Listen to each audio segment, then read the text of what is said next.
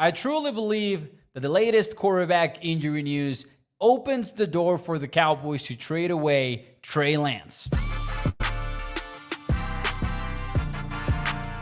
What is up, everyone, and welcome into A to Z Sports Dallas Primetime. I am your host, Mauricio Rodriguez, streaming with you live every Sunday and Thursday night at 8 p.m. Central here on Dallas On Demand Sports Talk Network, and also catching up with you guys in between Monday, Tuesday, and Wednesday with quick-hitting videos such as this one. And man, on Tuesday, there was an important practice, and we'll discuss a lot of that tomorrow on the show when we are live.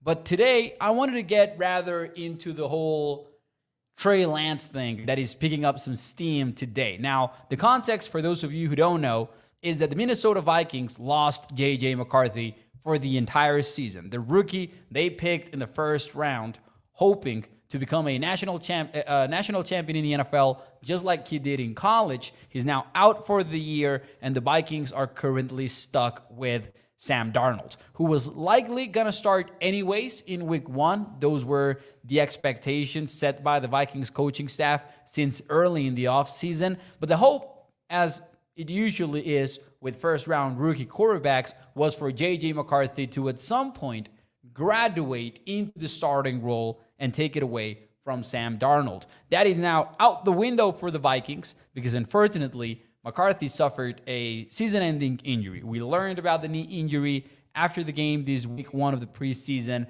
but we learned that he was going to have to undergo meniscus surgery, and during the surgery, it was going to be found out if they needed to go through a full repair that would knock him out for the entire year, or if it was going to be something like a partial tear and maybe an easier solution. Maybe J.J. McCarthy was going to be back in like 4-6 weeks or maybe a couple of months, something like that. But now we know the outcome of the surgery for J.J. McCarthy. He's done for the season, according to Vikings head coach Kevin O'Connell. I believe, I'm not sure if this is official already, but I think they're going to place him on IR. And as we discussed yesterday on the show, that would basically end his year, even if he magically recovers from everything the day after, right? Because per NFL rules, if you go into IR now, then your season is done.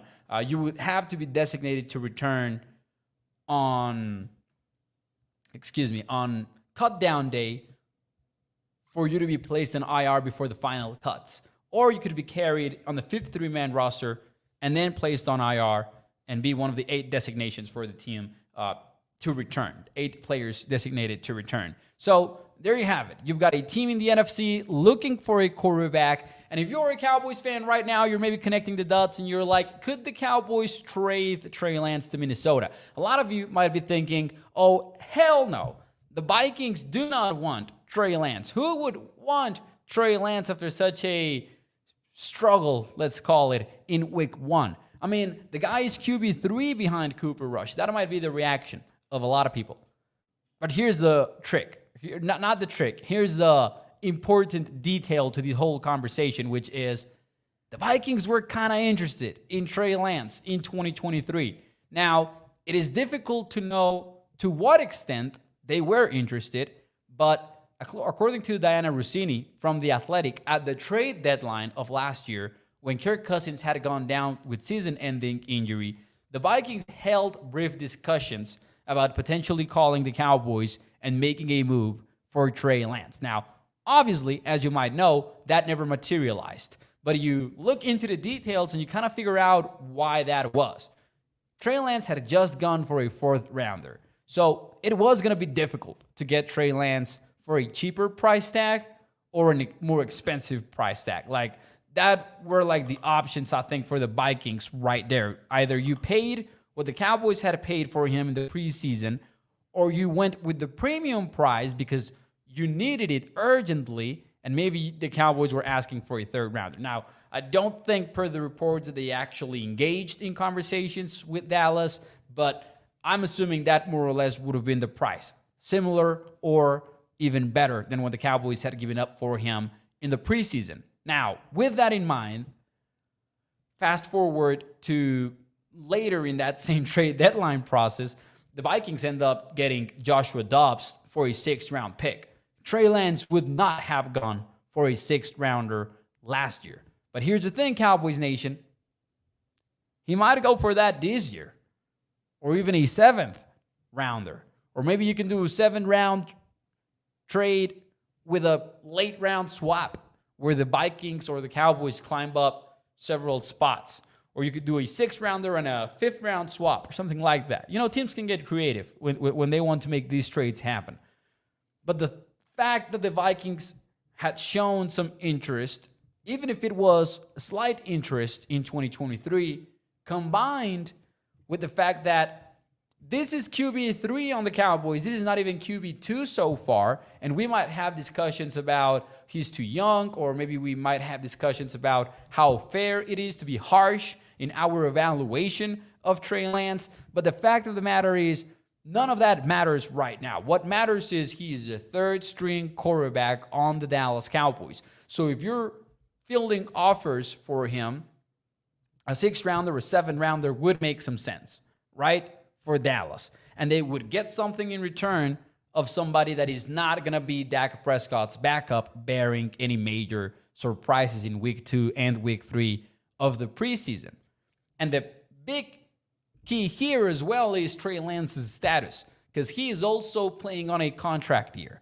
Dak Prescott is stealing all the attention away for obvious reasons, but it's significant that the Cowboys gave up a 4th-rounder for Trey Lance, had a full season, regular season to watch him, did not exercise his 5th-year option in the offseason. They did not extend him either for a cheaper price or something like that. The Cowboys just stayed put, and they have a quarterback that is very likely going to hit free agency if he wants to. Because Dak Prescott, we talk about him controlling his destiny because he cannot be franchise tagged, whatever. Trey Lance is obviously not going to be franchise tagged. So we're talking about a guy that if he wants to, he can probably reach free agency, because tagging him is not an option for Dallas.